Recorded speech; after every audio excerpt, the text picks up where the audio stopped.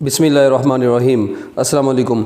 अच्छा जी बच्चों, chapter number 11 के MCQs हम लोग करने जा रहे हैं। बहुत ही इंटरेस्टिंग MCQs हैं जी ये, और बहुत ही आसान MCQs हैं। तो ज़रा आप लोगों ने इनको बड़े अच्छे तरीके से ध्यान से गौर से समझना है और इंजॉय करना है। देखें जी, कहता है अगर if the temperature of the gas is increased from 27 degree Celsius यानी 27 degree Celsius to 127 degree Celsius. सबसे पहले देखें आप लोग, ये वाली जो वैल्यूज़ है ना, ये सेल्सियस में गिवन है, ये केल्विन में गिवन नहीं है। तो आप लोग बच्चों इनको पहले केल्विन में कन्वर्ट करने के, बनेगा 300 केल्विन, इसमें 273 ऐड कर दें और ये बनेगा 400 केल्विन। अब अगली बात करें, कहते हैं the ratio of its mean kinetic energy. अब आपको पता है कि टेम्परेचर का जो फार्मूला होता है वो आप लोग बचपन से पढ़ते आ रहे हैं कि temperature is directly proportional to average translational kinetic energy of gas molecules. तो बच्चों काइनेटिक एनर्जी की जो रेशो होगी, फिर एवरेज काइनेटिक एनर्जी की जो रेशो होगी वो किसके बराबर होगी? टेम्परेचर रेशो के बराबर होगी, T1/T2। अब T1 यहाँ पर है जी बच्चों 300 और T2 है बच्चों 400, तो ये 20 से कट गए, तो बच्चों जो रेशो आ गई वो कितनी आ गई? 3/4। So your answer is Charlie. So very easy numerical MCQ था बच्चों ये, ठीक है जी। क्योंकि टेम्परेचर का काइनेटिक एनर्जी के साथ डायरेक्ट रिलेशन है, तो ratio of the kinetic energy will be equal to ratio of their temperatures. तो बच्चों टेम्परेचर की वैल्यूज़ पुट करें, दोनों को डिवाइड करें और ज़िंदगी में सुकून हासिल करें। उसके बाद नेक्स्ट MCQ है जी, if the temperature of the sink is decrease then the efficiency of Carnot engine. अब ये मैंने आप लोगों को कार्नट इंजन का जो टॉपिक पढ़ाया हुआ है उसमें भी ये बात बताई हुई है कि देखें जी बच्चों, आप लोगों को ये पता है कि एफिशिएंसी का जो फार्मूला होता है कार्नट इंजन की एफिशिएंसी का फार्मूला 1 - T2/T1 होता है। अब ये जो 1 - T2/T1 है, इसमें आपको पता है T1 है टेम्परेचर ऑफ द सोर्स और T2 होता है टेम्परेचर ऑफ द सिंक। तो बच्चों एक चीज़ यहाँ से क्लियरली नज़र आ रही है, देखिए मैं ऐसे भी लिख सकता हूँ इसी एफिशिएंसी को T1 - T2/T1। तो अब मेरी बात सुने, मुझे ये बताएं, अगर देखें ये T1 यहाँ पे भी T1 है, मेन रोल है यहाँ पे अब T2 का आ गया। अगर आप लोग T2 को बढ़ाते जाएंगे, देखें T1 सपोज करें फिक्स है और T2 को आप लोग बढ़ाते जाएंगे तो ये डिफरेंस कम होता जाएगा। तो डिफरेंस कम होगा तो एफिशिएंसी बच्चों क्या करना, देखें दोबारा सुने, मैंने कहा है अगर T2 को बढ़ाते जाएंगे तो दोनों का जो डिफरेंस है वो कम होगा और एफिशिएंसी डिक्रीज करती जाएगी। अच्छा, मगर अगर मैं T2 को कम करता जाऊँ, सपोज करें T1 है 100 तो और T2 था पहले 50, 100 - 50 आंसर है 50। अच्छा, अगर मैं कहता हूँ जी मैंने इसको डिक्रीज कर दिया 100 - 40 तो डिफरेंस अब इसका बढ़ गया यानी 60 हो गया। इसका मतलब अगर मैं T2 को डिक्रीज करता जाऊंगा, T2 क्या है? Temperature of the sink. तो बच्चों अगर मैं टेम्परेचर ऑफ द सिंक को डिक्रीज करता जाऊंगा तो efficiency of the Carnot engine क्या करती जाएगी? इंक्रीज करती जाएगी। तो इसका आंसर है इंक्रीज। इस तरह का कॉन्सेप्ट मैंने आपको लेक्चर के अंदर भी बताया हुआ है। इसके बाद random motion of gas molecules is known as Brownian motion.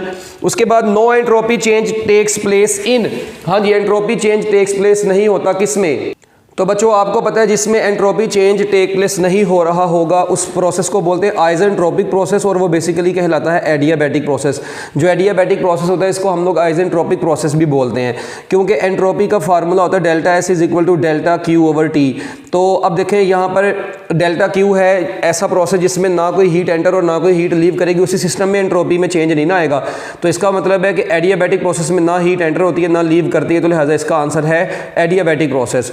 उसके बाद क्या कहता है बच्चों नेक्स्ट MCQ में, कहता है for a given liquid at atmospheric pressure which can occurs at any temperature. बच्चों evaporation can takes place at every temperature. उसके बाद according to kinetic theory of gases a finite volume of gas consist of large number of molecules. बच्चों ये postulate आ गया है आपको। उसके बाद according to kinetic theory of the gases the size of the molecule is much smaller than the separation between the molecules. तो बच्चों ये जो काइनेटिक थ्योरी ऑफ गैस के पोस्टुलेट्स हैं, उनमें से कुछ दो MCQs ये वाले थे। ठीक हो गया। इसके बाद हम लोग चलते हैं जी अपने नेक्स्ट MCQ की तरफ। कहता है heat is a form of, आपको पता है बच्चों हीट किसकी फॉर्म है? एनर्जी की फॉर्म है। उसके बाद in most practical engine the cold reservoir, cold reservoir बोले तो LTR मैंने आपको बताया था लेक्चर के अंदर भी। तो बच्चों ये नियरली किस टेम्परेचर पर होता है? ये नियरली रूम टेम्परेचर पर होता है। तो याद रखिएगा बच्चों, ठीक है जी। किसी भी जो मोस्ट प्रैक्टिकल इंजन होते हैं उनमें जो कोल्ड रेजरवायर होता है वो किस टेम्परेचर पर होता है? यूजुअली रूम टेम्परेचर पर ही होता है। उसके बाद collision between gas molecules are perfectly elastic collision, यहाँ पर ए आना था, परफेक्टली इलास्टिक कोलिजन होती है। उसके बाद expression for the pressure exerted, बच्चों देखें प्रेशर का फार्मूला होता है 2n/3v एवरेज काइनेटिक एनर्जी। अब मेरी बात सुने, 2n/3v एवरेज काइनेटिक एनर्जी, ये इसका फार्मूला है अपना किसका, प्रेशर का। अब यहाँ पर n/v जो होता है ना, number of molecules over volume, इसको हम लोगों ने एक नया कांस्टेंट का नाम दिया हुआ था, अगर आप लोगों को याद हो n नोट भी इसको बोला हुआ है, आपकी टेक्स्ट बुक में भी लिखा है। और ये एवरेज काइनेटिक एनर्जी अपनी जगह पर रहने दे, तो देखें ये 2/3 n नोट और काइनेटिक एनर्जी की जगह पर हाफ mv² आ गया, तो इसका आंसर बन गया अल्फा। उसके बाद pressure of a gas is directly proportional to its translational kinetic energy, आपको पता ही, देखें ऊपर वाले रिलेशन में भी नजर आ रहा है कि प्रेशर का काइनेटिक एनर्जी के साथ क्या रिलेशन है, डायरेक्ट रिलेशन है। उसके बाद बच्चों the difference between Cp and Cv, तो आपको पता है Cp माइनस Cv किसके बराबर होता है, R के बराबर होता है, और R को बोलते हैं यूनिवर्सल गैस कांस्टेंट। कहते हैं which of the following relation is correct, तो बच्चों कौन सा करेक्ट है, कहते हैं Cp minus Cv is equal to R, ये तो करेक्ट है। उसके बाद साफ नजर आ रहा है बच्चों, ये देखें, मैं ऐसे भी कह सकता हूँ कि Cp is equal to Cv plus R, इसका मतलब है Cp जो है वो Cp minus Cv is equal to R। तो बच्चों ये देखें, अब Cp जो है वो Cv प्लस R, इसका मतलब Cp R से क्या है, बड़ा है। और मैं ये भी, यानी Cp R से क्या है, बड़ा है, मैं ये भी कह सकता हूँ Cv जो होगा वो किसके बराबर होगा, Cp माइनस R के बराबर होगा।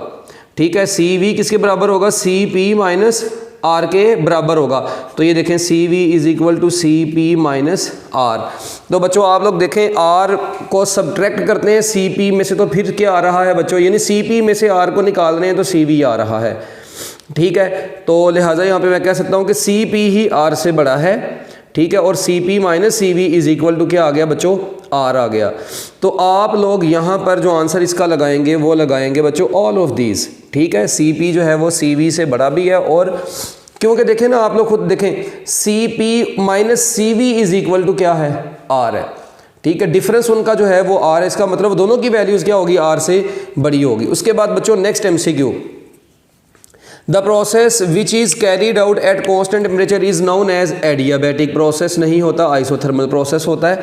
ठीक है, आइसोथर्मल प्रोसेस होता है। तो बच्चों इसके बाद next MCQ, the expression for isothermal process, आपको पता है फर्स्ट लॉ ऑफ थर्मोडायनेमिक्स होता है Q is equal to delta U plus W। तो आइसोथर्मल प्रोसेस आपको पता है ऐसा प्रोसेस होता है जिसमें सिस्टम का टेम्परेचर भी कांस्टेंट रहता है, तो इंटरनल एनर्जी भी कांस्टेंट रहती है। तो इंटरनल एनर्जी कांस्टेंट होने की वजह से change in internal energy zero होता है, तो W इज इक्वल टू किसके बराबर आता है बच्चों, Q के बराबर आता है। तो बच्चों इसका आंसर बन गया चार्ली। तो ये बड़ा इंपॉर्टेंट MCQ है। इसी तरह ये फर्स्ट लॉ ऑफ थर्मोडायनेमिक्स किसके लिए था, आइसोथर्मल प्रोसेस के लिए, हम लोग रेगुलर क्लासेस के अंदर भी इसको पढ़ चुके हैं। इसके बाद बच्चों 17 MCQ में चलते हैं। The process in which no heat enters और leaves the system is known as adiabatic process. Adiabatic change occurs when the gas expand और कंप्रेस्ड रैपिडली। बच्चों जब आप लोग गैस को कंप्रेस या एक्सपैंड करते हैं रैपिडली, तो फिर एडियाबैटिक चेंज आता है, और अगर इसको स्लोली करते हैं तो बच्चों आपको पता है वो आइसोथर्मल चेंज आता है। उसके बाद the expression for the absolute temperature T is equal to 2/3 के एवरेज, ये देखें फार्मूला होता है T इज इक्वल टू 2/3 के एवरेज काइनेटिक एनर्जी। तो यहाँ से बच्चों आप लोगों के पास फाइनल फार्मूला आ गया 2/3 के एवरेज काइनेटिक एनर्जी, ये अल्फा आंसर बन गया। Entropy is a measure of disorder of a system, delta answer इसका। Temperature of human body on kelvin scale, बच्चों केल्विन स्केल में ये बनता है 310 केल्विन बनता है, ये आप लोग इसको जुबानी भी याद रख सकते हैं। उसके बाद हॉटनेस और coldness of an object is expressed in terms of temperature. In all natural process where the heat flows from one system to another there is always a net increase in entropy. बच्चों ये आपकी text book की lines हैं, बहुत आसान MCQs हैं ये। ठीक है, जब भी किसी नेचुरल प्रोसेस में हीट फ्लो करती है एक सिस्टम से दूसरे सिस्टम में, तो नेट इंक्रीज इन एंट्रोपी हमेशा आता है। ठीक हो गया, तो इसका आंसर है चार्ली। उसके बाद 24 MCQ में रिलेशन बच्चों उसने दिया हुआ है सेल्सियस और फ़ारेनहाइट स्केल के दरमियान में, कहता है क्या रिलेशन होता है। तो सेल्सियस से फ़ारेनहाइट स्केल में आपको पता है बच्चों फार्मूला होता है जी, सेल्सियस का फार्मूला होता है 5/9 फ़ारेनहाइट -32। अब ये कन्वर्जन है, आप लोग केमिस्ट्री में भी पढ़ते हैं, मैं डिग्री नहीं लगा रहा, जस्ट वैसे ही इसको मैंने लिख दिया है। तो मेरा ख्याल है यहाँ से क्लियरली नज़र आ रहा है कि मैं ऐसे भी लिख सकता हूँ C/5 is equal to Fahrenheit -32 divided by 9। तो बच्चों ये कौन सी ऑप्शन बन जाएगी, Fahrenheit -32/9 is equal to C/5। तो बच्चों इसका आंसर बन जाएगा अल्फ़ा। ठीक है, इसके बाद नेक्स्ट MCQ है जी 25 MCQ। 25 MCQ में क्या कहता है, कहता है जी entropy of the universe increases day by day due to, हाँ जी बच्चों किसकी वजह से, कहता है एंट्रोपी से यूनिवर्स की बढ़ती जा रही है डे बाय डे, किसकी वजह से। तो बच्चों यूनिवर्स की एंट्रोपी में इंक्रीज़ आ रहा है day by day, depletion of ozone की वजह से भी, पावर जनरेशन सिस्टम्स वगैरह भी हैं, वो भी सिस्टम में डिसऑर्डरनेस लेके आते हैं, वर्क डन अगेंस्ट फ्रिक्शन। तो बच्चों इसका आंसर बेस्ट बन जाता है ऑल ऑफ दीज। उसके बाद सेल्सियस स्केल जो होता है ना बच्चों, याद रखिएगा वो स्टार्ट होता है 0 डिग्री सेल्सियस से। ठीक है जी, 0 डिग्री सेल्सियस से स्टार्ट होता है और ये 100 डिग्री सेल्सियस तक जाता है और इसमें टोटल 100 डिवीजन्स होती हैं। ठीक है, इसी तरह जो आप लोगों का फ़ारेनहाइट स्केल होता है या केल्विन जो स्केल होता है बच्चों, केल्विन स्केल जो है, ये तो मैंने डिग्री की बात कर दी ना, केल्विन स्केल जो है बच्चों वो स्टार्ट होता है 273 से और एंड होता है बच्चों 373 पर। और जो फ़ारेनहाइट होता है वो 32 से स्टार्ट होता है और 212 के ऊपर क्या होता है बच्चों, वो ख़त्म होता है। लिहाजा इसमें ऑप्शन नज़र नहीं आ रही तो आप लोग ई ऑप्शन और बना सकते हैं जी यहाँ पर। ठीक है जी, पेपर में नहीं बना के आया करेंगे, वैसे ही बता रहा हूँ, इसमें थोड़ी सी मिस्टेक आ गई। तो 0 डिग्री सेल्सियस से ये स्टार्ट होता है और 100 डिग्री सेल्सियस तक जाता है। उसके बाद ये 273 kelvin correspond to 0 degree Celsius. The sum of all molecular energies of the substance is called internal energy. उसके बाद internal energy of a substance is directly proportional to temperature. Internal energy is similar to gravitational potential energy. ठीक है जी बच्चों, gravitational potential energy की तरह है बिल्कुल ये इंटरनल एनर्जी। ठीक है, आपकी टेक्स्ट बुक की ये लाइन है, पेज नंबर जो है जी ये आपकी टेक्स्ट बुक का। ठीक है, आप लोग अब यहाँ पर जो आंसर लगाएंगे वो बच्चों आप लोगों ने अपनी टेक्स्ट बुक के मुताबिक लगाना है।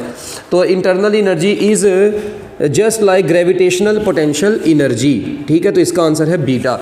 If amount of heat enter into the system then the internal energy. बच्चों अगर सिस्टम में हीट एंटर होगी तो सिस्टम का टेम्परेचर बढ़ जाएगा, तो internal energy of the system बच्चों क्या कर जाती है, इंक्रीज कर जाती है। Work done by the system is taken as positive, work done on the system is taken as negative. ये आप लोग बचपन से पढ़ते आ रहे हैं। उसके बाद work done by the system is, कहते हैं अगर work done by the system जो है जी वो 200 जूल है और 300 जूल हीट उसमें ऐड हुई है, 300 जूल हीट बच्चों उसमें ऐड हुई है, तो कहते हैं बताएं सिस्टम की इंटरनल एनर्जी क्या होगी। तो बच्चों अब आप लोगों ने इंटरनल एनर्जी का जो चेंज है यानी चेंज इन इंटरनल एनर्जी है वो बतानी है। तो फार्मूला आपको पता है Q is equal to delta U plus W। तो delta U is equal to Q minus W। अब Q है 300 और W है बच्चों 200, तो आंसर आ गया आपका 100 जूल। तो इंटरनल एनर्जी का जो चेंज होगा बच्चों वो कितना होगा, 100 जूल होगा।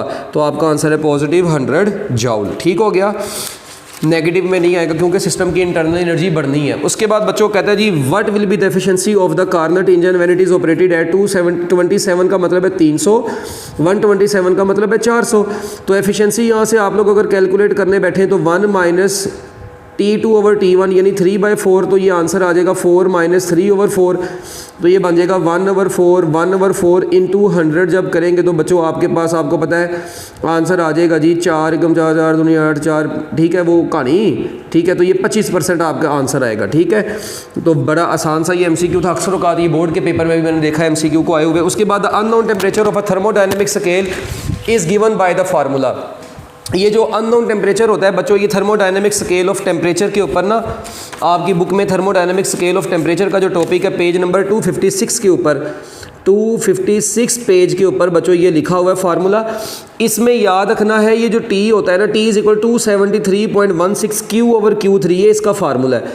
अब इस फार्मूले में आप लोगों ने याद रखना है ये T अननोन टेम्परेचर होता है और ये हीट होती है, heat of the system at unknown temperature ही। ये अननोन टेम्परेचर पर जो सिस्टम की हीट होती है ये वो होती है, जबकि जो Q3 होता है ना बच्चों, Q3 इसमें याद रखिएगा, ये देखिए ये 273.16 को इधर ले आए तो टी का इस क्यू से रिलेशन बनेगा, 273.16 का इस Q3 से रिलेशन बनेगा। ये नहीं मैं इसको ऐसे लिखना चाहूँ तो मैं ऐसे लिखता हूँ 273.16 is equal to Q over Q3। तो यहाँ से क्लियरली नजर आ रहा है इस हीट का रिलेशन इस टेम्परेचर से, इस Q3 का रिलेशन इस टेम्परेचर से है। इसका मतलब इस फार्मूले में जो Q3 होता है ये होती है heat of the liquid system eight triple point of water, क्योंकि आपको पता है ट्रिपल पॉइंट ऑफ वाटर जो होता है उसकी वैल्यू 273.16 केल्विन होती है। तो ये बड़ा इंपॉर्टेंट एमसीक्यू है बच्चों। ट्रिपल पॉइंट ऑफ वाटर की वैल्यू कितनी होती है, 273.16 होती है, ठीक है। तो ट्रिपल पॉइंट ऑफ वाटर आप लोगों को पता है, वो बचपन से आप लोगों ने पढ़ा था कि ऐसा टेम्परेचर होता है जिसके ऊपर जो होता है जी क्या नाम है, किसी भी क्या नाम है जो ice water and vapour state जो होती हैं बच्चों, ऐसी स्टेट जिसमें आइस वाटर एंड वेपर को एग्जिस्ट करते हैं इन इक्विलिब्रियम में, ठीक है। तो इस एक पर्टिकुलर टेम्परेचर और प्रेशर पर, तो बच्चों उस टेम्परेचर को हम लोग basically triple point of water बोलते हैं और उसकी वैल्यू 273.16 केल्विन होती है। तो Q3 हीट सिस्टम ने जो एब्जॉर्ब करनी है या इजेक्ट करनी है, रिजेक्टेड और ejected heat at triple point of water वो Q3 है, जबकि हीट एब्जॉर्ब्ड और रिजेक्टेड एट अननोन टेम्परेचर वो Q है। तो ये जरूरी नहीं है यहाँ पे 3 आए, ये हमारी बुक वाले ने ऐसे लिखा हुआ है, बस इसलिए हम लोग इसको ऐसे लिख लेते हैं। आप लोगों ने जुबानी ये रिलेशन याद रख लेना, इसका प्रूफ आपकी किताबों में नहीं है। हाँ, ऐसे कह सकते हैं कि heat ratio is equal to temperature ratio, वहाँ से इसको हम लोग अंडरस्टैंड कर सकते हैं अपनी आसानी के लिए, ठीक है। उसके बाद no entropy change is associated with adiabatic process, the process in which entropy remains constant, बच्चों उसको हम लोग बोलते हैं reversible process.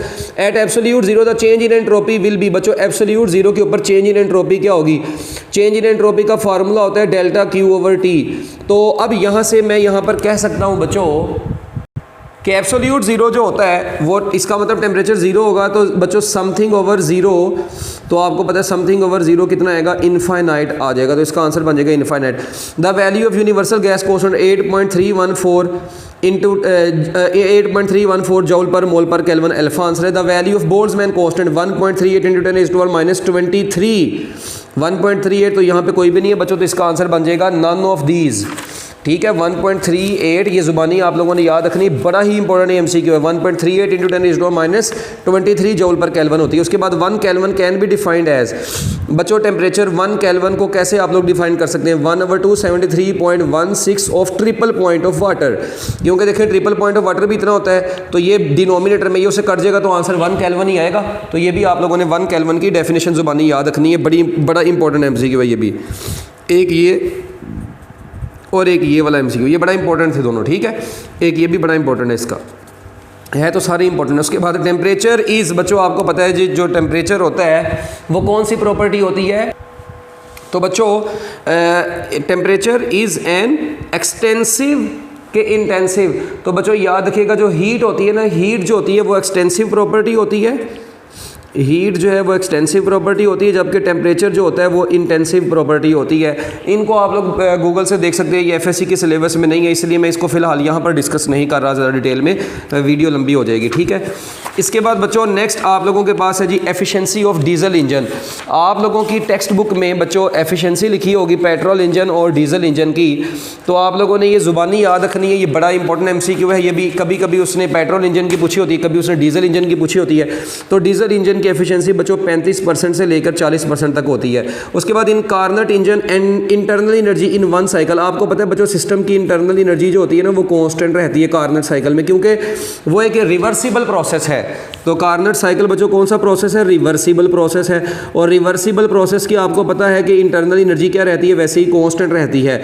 The change in entropy is maximum when the temperature of the source is greater than the temperature of the sink. बच्चों ये entropy के topic के अंदर ना उसने लिखा होगा कि नेट चेंज इन एंट्रोपी जो है जी वो Q/T2 माइनस Q/T1 है। तो यहाँ से क्लियरली नजर आ रहा है अगर T1 T2 से बड़ा होगा तो Q/T2 बड़ा होगा, तो Q/T1 छोटा होगा। देखें T1 T2 से अगर बड़ा हो ना तो Q/T2 जो होगा फिर वो Q/T1 से बड़ा होगा, ठीक है। इनवर्स रिलेशन है ना एंट्रोपी का टेम्परेचर के साथ, जिसका टेम्परेचर बड़ा होगा उसकी एंट्रोपी कम होगी। इसका मतलब कि जब इन दोनों ये वाली बड़ी वैल्यू होगी, ये छोटी, तो बड़ी में से छोटी को माइनस करेंगे तो ऑब्वियस सी बात है आंसर पॉजिटिव आएगा। और मैक्सिमम वैल्यू उस वक्त आएगी जब ये बड़ा होगा ये छोटा होगा, ये बड़ा उस वक्त होगा जब T2 छोटा होगा, ये छोटा उस वक्त होगा जब T1 बड़ा होगा, ये आपकी टेक्स्ट बुक के अंदर उसने एंट्रोपी के अंदर क्लियर करके लिखा भी हुआ है, और मैं एंट्रोपी के टॉपिक में भी इसको बड़ी डिटेल में आप लोगों को ऑलरेडी बता चुका हूँ।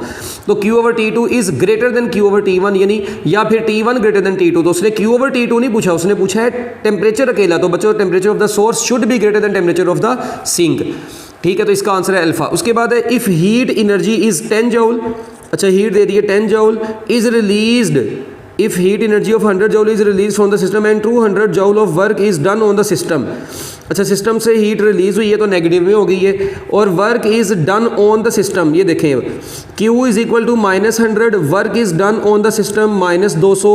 कहते हैं अब बताएं चेंज इन इंटरनल एनर्जी क्या होगी। तो Q इज इक्वल टू क्या होता है डेल्टा U प्लस W। तो डेल्टा U बच्चों किसके बराबर होगा, Q माइनस W। अब Q है -100 माइनस वर्क है -200, तो ये -100 प्लस 200, तो आपका आंसर आ गया बच्चों 100 जूल। तो एंट्रोपी चेंज अपना इंटरनल एनर्जी का जो चेंज होगा बच्चों वो कितना होगा, 100 जूल होगा, ठीक है।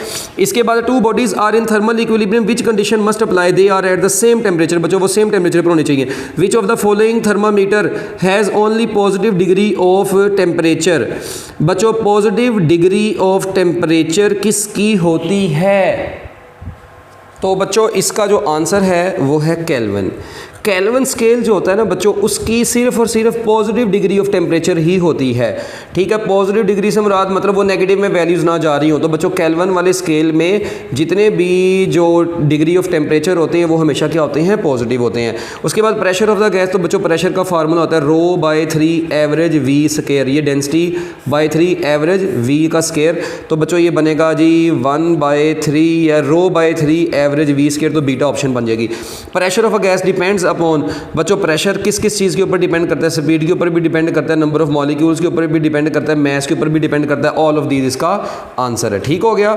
उसके बाद बच्चों next MCQ, value of Boltzmann constant कितनी होती है। तो 1.38 × 10⁻23 जूल पर केल्विन चार्ली।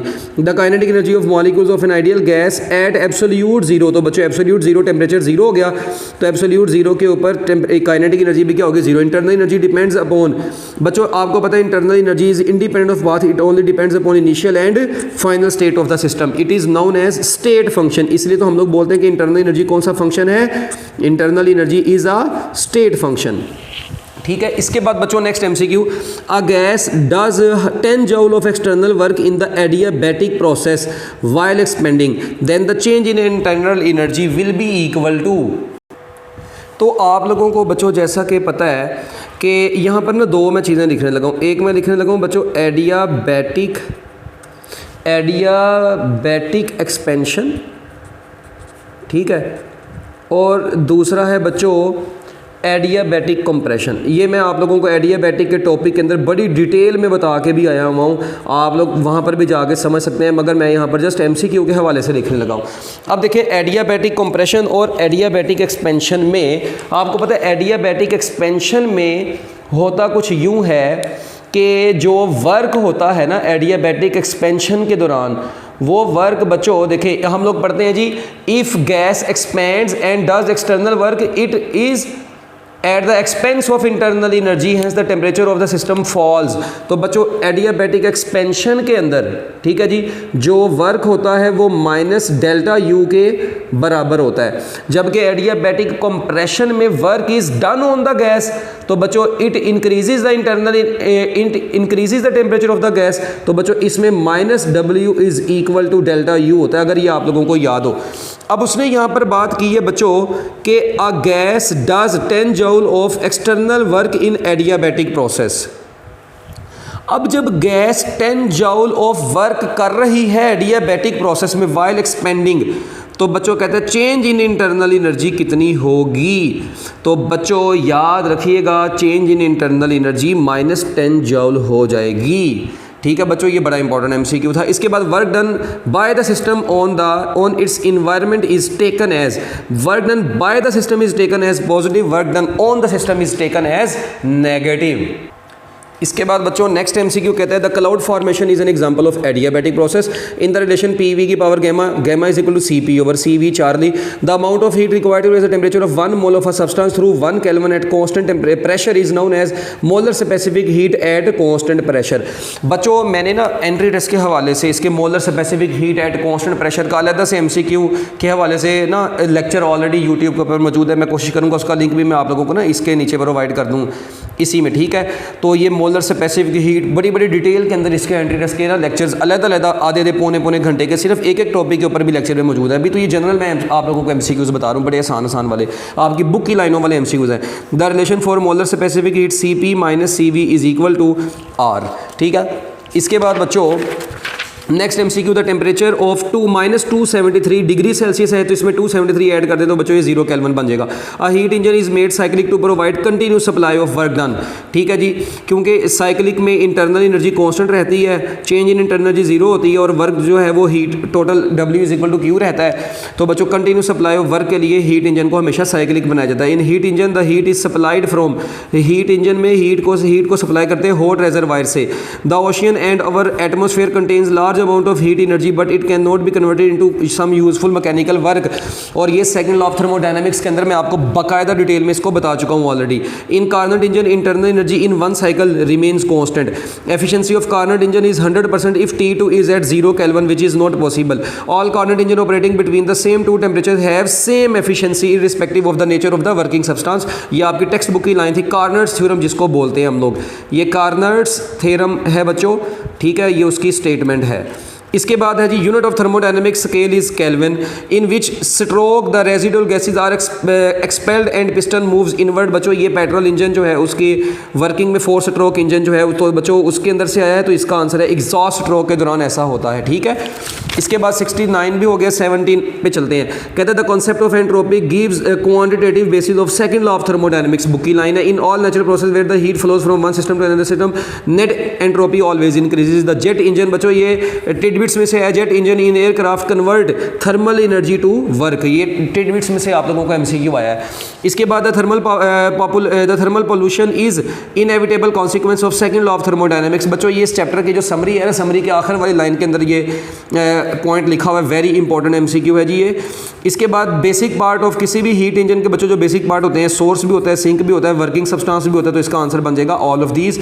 तो बच्चों मैं उम्मीद करता हूँ कि आप लोगों को ये सारे एमसीक्यूज आसानी से समझ आ गए होंगे। बेस्ट ऑफ लक, अल्लाह हाफिज़, ठीक है बच्चों, लें।